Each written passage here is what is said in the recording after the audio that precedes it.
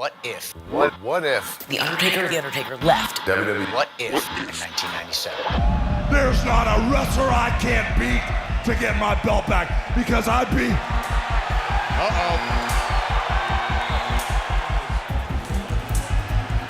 don't like this.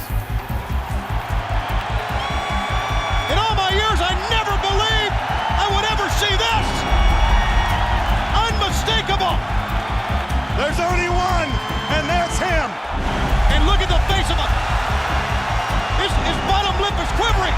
Oh, my goodness. Oh, yeah, the fans recognize him, and so does Hogan. And so do we.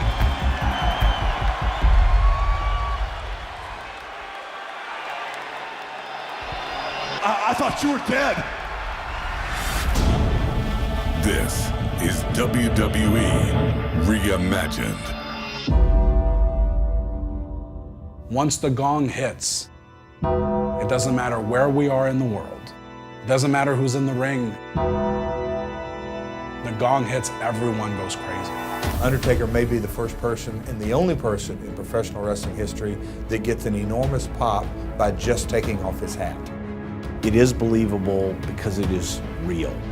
The Undertaker is the Undertaker 24/7. The OG allowed us to create a whole new dimension within the WWE universe.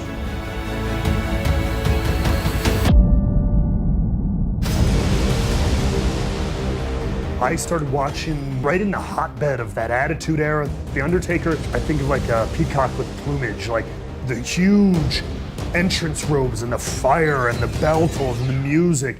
You had so much talent, like, right in front of you.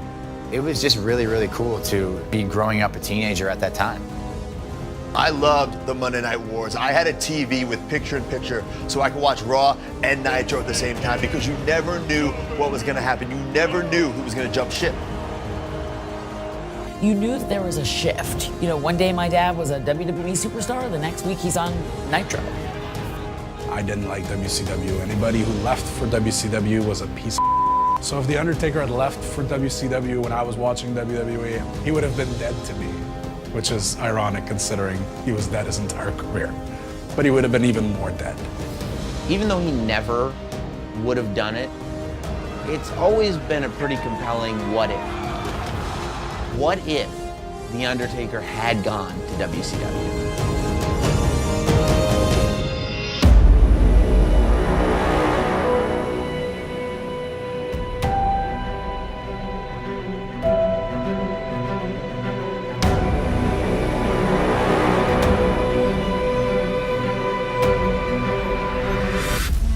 Hollywood Hulk Hogan had such momentum behind him at the time. What the hell is going on here? Hulk Hogan has betrayed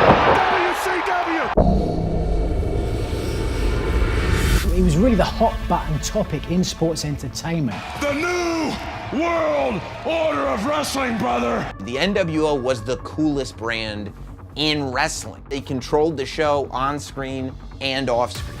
It would have been monster buy rates, it would have been monster ratings, because there was a time there that the fan base truly felt nothing could stop the NWO. There is no yin to the yang. Drop The Undertaker in that scenario, his aura would have been absolutely perfect. The Undertaker was that strong of a character that you would believe that he was the one that could take down Hogan, the NWO, anybody that they had there. In 1997, nobody was really talking about The Undertaker's WrestleMania streak yet. He had just won a few matches at WrestleMania. The streak that everybody was talking about in 98 was Goldberg's streak. It was by far the most important streak in the world of pro wrestling at that time. The irony of The Undertaker being the man to defeat Goldberg's streak, I don't think would be lost on any of us who know how the future actually turned out. And I could see him ending the streak fairly, unlike the cattle prod that we got in real life. I could see him, just kind of getting a clean win over Goldberg. That would have been a way to make Taker, put him on the map as the guy shifting over from WWE to WCW. Everyone wanted to see Sting and The Undertaker because you have these two characters that are so strong and so defined.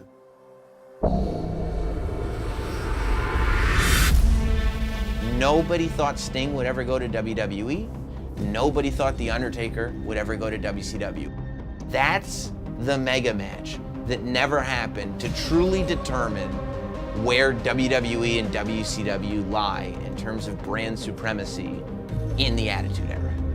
In the early 90s, Sting was one of my favorites. He had the bleach blonde hair. He had the colorful outfits. And then he went to the dark side. He started painting his face black and white. And spent a year up in the rafters in WCW. In a massive surge of energy, he's exemplifying everything that WCW is all about. Sting versus Undertaker. I'm 33 years into this career. I would have loved to have seen that match. You would want to build to a trilogy. The first one could be the biggest match of the year, and the third one could be the following year's biggest match. It would have been a lot of fun. So just imagine if these two iconic superstars had somehow come together and met in the middle of the ring. And all the fans who just got behind Sting for all the decade, finally now seen this dream matchup. See those two forces collide would have been unreal. Man, I'm getting goosebumps right now just thinking about it. Tombstone Pile Driver, boom! There is no way the Stinger's gonna get tombstoned by the Taker. That ain't happening. Not on my watch.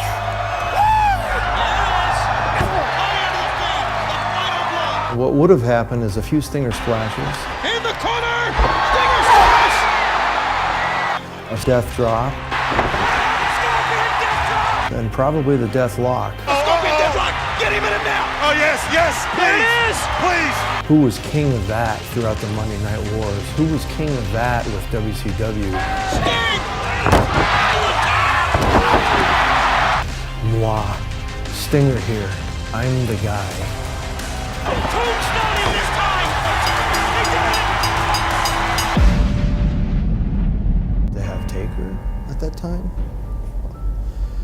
I don't think there would have been a chance for any kind of comeback with WWE at the time. But we all know, The Undertaker is far too important to the foundation of everything that the WWE is today.